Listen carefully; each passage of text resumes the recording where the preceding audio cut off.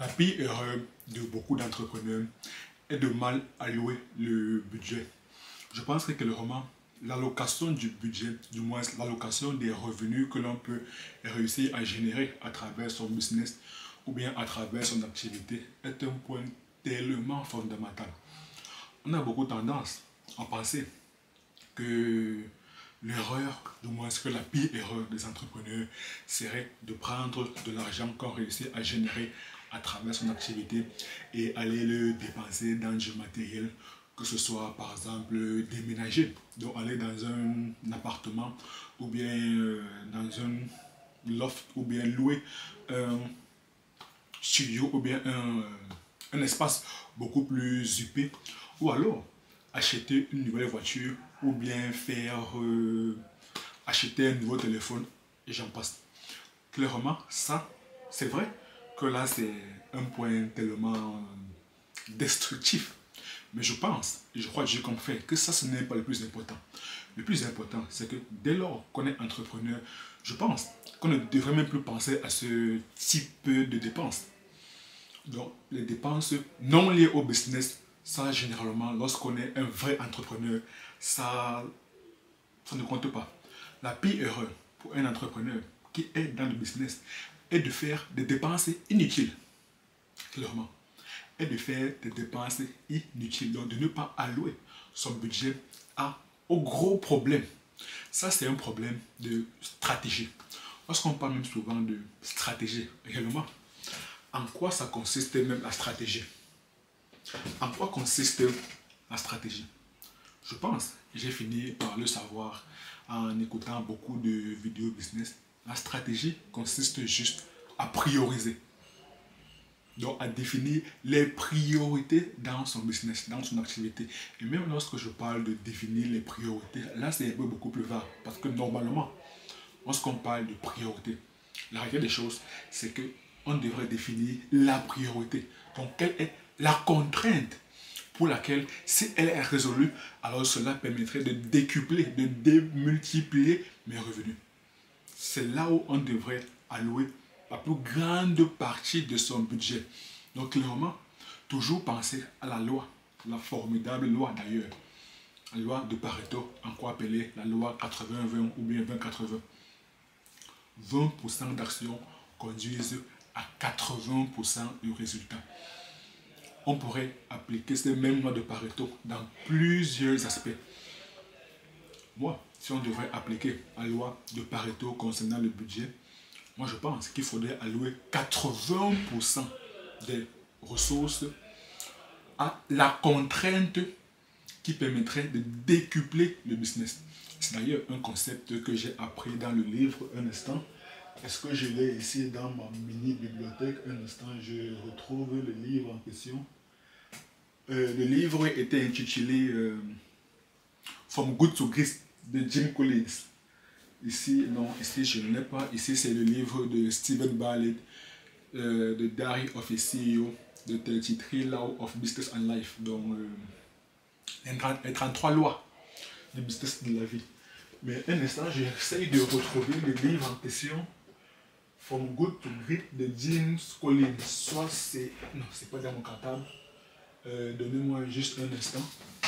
Mais le livre était formidable. Le livre, clairement, était formidable. Oh, malheureusement, j'ai l'impression de ne plus le retrouver. Je ne sais plus où je l'avais placé. Ah, ok, d'accord, je vois. Ah! From Good to Great de Jim Collins. Donc, comment est-ce que les entreprises qui sont déjà bonnes, je dirais même très bonnes, comment passer le cut d'être bon à être excellent? Ce livre dévoile les stratégies pour le faire. Et c'est un livre qui a été publié en 2001, soit il y a à peu près 24 années auparavant. Donc, soit le quart d'un siècle. Et ce livre reste toujours valable. C'est un best-seller avec plus de 3 millions de copies vendues. 3 millions de copies sold. Donc, les livres qui sont dévoilés dedans, c'est clairement. Et lorsque je parle que le problème de la plupart des entreprises, c'est au niveau de la budgétisation. de l'allocation des ressources, là, c'est tellement vrai. Et ça, clairement, la probabilité de passer à côté, de mal allouer les ressources est très grande. Très, très grande. La raison pour laquelle il faudrait traquer les données. Il faudrait connaître les chiffres de son activité sur le bout des doigts, de manière à lister tous les problèmes que figure notre entreprise et de bien déceler et de bien choisir, d'être en mesure de détecter à travers les données qu'on aura réussi à récolter quel est le problème principal qui permettrait de résoudre, du moins ce qui permettrait de faire passer l'activité ou bien le business à un autre palier. Clairement, c'est ça. Et moi, ça fait à peu près plus d'un an, voire à peu près 14 mois que j'ai commencé l'activité YouTube. Donc je commençais à faire des vidéos. Et moi, de manière totalement insensée, je dirais même de manière totalement idiote, je n'avais pas encore les 1000 abonnés, ni même les 4000 heures de visionnage. Et même d'ailleurs, à l'heure où j'enregistre cette vidéo, je n'ai toujours pas atteint les 4000 heures de visionnage. Mais au moins, j'ai déjà franchi le palier des 1000 abonnés. Je suis à peu près à 2000 heures de visionnage public, donc disons à la moitié. Donc j'espère que d'ici la fin de mois, je pourrai être monétisé. Tout ça pour dire que moi, j'étais tellement pressé. Je pensais que le problème, du moins le fait de commencer à être rentable via ma chaîne YouTube était le fait que je n'arrivais pas à trouver les bonnes personnes pour faire soit le montage vidéo, soit la miniature, soit les titres, parce que je crois Dieu qu'on fait que les trois éléments les plus importants pour qu'une vidéo puisse réellement intéresser des personnes, pour qu'une vidéo puisse avoir beaucoup de vues, c'est la miniature, c'est le titre et c'est aussi l'introduction de la vidéo. Donc si la miniature est réglée, donc la miniature est captivante, c'est ça qui permet réellement de capter directement l'attention de tout spectateur qui est présent sur la plateforme. Donc si YouTube décide de t'accorder les impressions, et dorénavant, YouTube met beaucoup plus en avant les petits youtubeurs. Donc si YouTube décide de choisir ta vidéo pour la mettre en avant sur la page d'accueil d'un spectateur lambda, est-ce que ce spectateur cliquera de manière instantanée sur ta vidéo? Du moins sur ta miniature à l'occurrence. Et comme moi je n'avais pas de compétences beaucoup plus pointues, du moins des compétences beaucoup plus avancées en tout ce qui est graphisme, donc du coup j'ai recruté un graphiste, pour être beaucoup plus précis, un media maker qui permettrait de rendre des miniatures beaucoup plus captivantes. Et j'ai dépensé de l'argent de manière inutile. Bon, je ne pourrais pas dire inutile parce que clairement dans la vie et même dans le business, soit je réussis, soit j'apprends. Donc ça a été de l'apprentissage et toujours, je n'ai toujours pas été rentable. Et même jusqu'à présent, ma chaîne YouTube n'est toujours pas rentable. Donc peut-être que le problème de la miniature était réellement un problème, mais ce n'était pas le plus gros problème. Ensuite, j'ai également essayé de résoudre la contrainte, le problème lié à l'introduction des vidéos.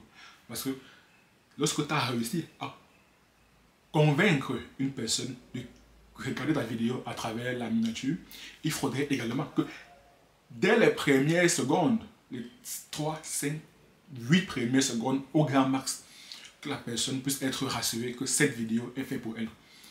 Pour cela, il faudrait non seulement que ma communication en début de vidéo soit excellente, soit à travers mon non-verbal ou bien à travers mon verbal. Donc il y a des phrases d'accroche bien précises qui permettraient de capter directement, de susciter directement l'attention, du moins l'intérêt de tout spectateur lambda qui a été convaincu par la miniature. Même lorsque je parle de la miniature, il faut également passer au titre, mais le titre, c'est moi qui m'occupais de cela. Donc, et même en réalité, ce n'est pas le titre qui permet de faire en sorte qu'un spectateur clique la vidéo. C'est beaucoup plus la miniature, car dans les 5 sens de l'être humain, le sens le plus développé est la vue.